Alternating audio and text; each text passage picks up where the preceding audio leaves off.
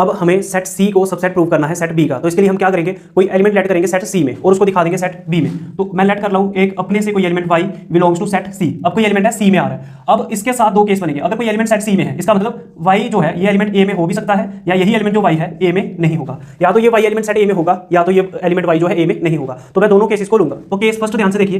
Case first में हम लोग क्या करेंगे, अगर हम ये केस लेते हैं y बिलोंग्स टू a, ठीक है। अब देखो एक ऐसा एलिमेंट है y जो है वो c के पास है और वही एलिमेंट y a के पास भी है। मतलब ये जो y है ये सेट c में भी आ रहा है और y जो एलिमेंट है वो सेट a में भी आ रहा है। इसका मतलब क्या हुआ, ये जो एलिमेंट y है ना ये c और a का कॉमन एलिमेंट है। कॉमन का मतलब ये दोनों सेट में आ रहा है, दोनों सेट में आ रहा है तो इंटरसेक्शन में पहुंच जाएगा। इसका मतलब y जो है ना ये किसको बिलोंग करेगा, a इंटरसेक्शन c को। ये कैसे आया, क्योंकि y एक ऐसा एलिमेंट है जो सेट c के पास भी है और यही एलिमेंट y जो है सेट a के पास भी है। अगर कोई सेम एलिमेंट दो अलग अलग सेट के पास हो तो वो उन दोनों की इंटरसेक्शन में पहुंच जाता है। अब जो y है ना a इंटरसेक्शन c में है। अब a इंटरसेक्शन c जो है, a इंटरसेक्शन c किसके इक्वल है, a इंटरसेक्शन b के, a इंटरसेक्शन b के, ठीक है।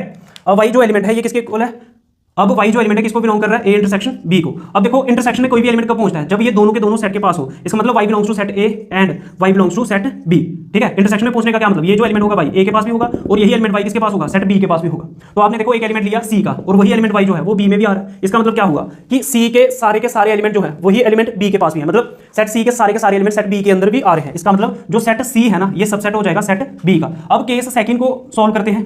केस सेकंड क्या कह रहा है, मान लेते हैं कि जो है ना y, if y does not belongs to set a, y a को बिलोंग नहीं कर रहा। मतलब जो एलिमेंट y है, एलिमेंट y जो है सेट c के पास तो है लेकिन a के पास नहीं है। अगर कभी भी ऐसा केस हो कोई एक एलिमेंट सेट c में है लेकिन वही एलिमेंट a में नहीं है, इसका मतलब दोनों के पास नहीं है लेकिन दोनों में से किसी भी एक सेट के पास है, तो इन दोनों सेट की जो यूनियन होगी उसमें ये एलिमेंट y पहुंच जाएगा।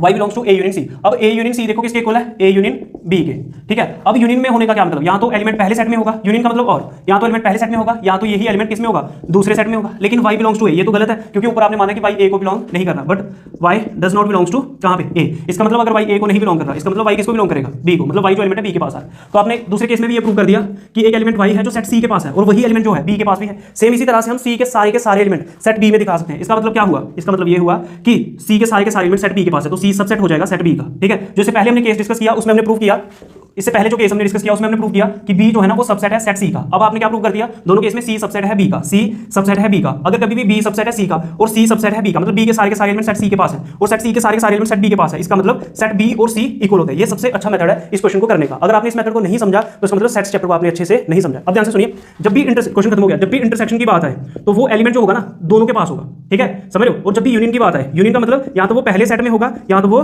दूसरे सेट में होगा। इंटरसेक्शन का मतलब अगर कोई एलिमेंट इंटरसेक्शन के पास है तो वो पहले सेट में भी होना जरूरी है और दूसरे में भी होना जरूरी है। अगर आपको मैथ्स एनालिसिस की ये क्लासेस अच्छी लग रही है तो वीडियो को लाइक करो, शेयर करो, चैनल को सब्सक्राइब करो। जय हिंद, जय भारत, नमस्कार।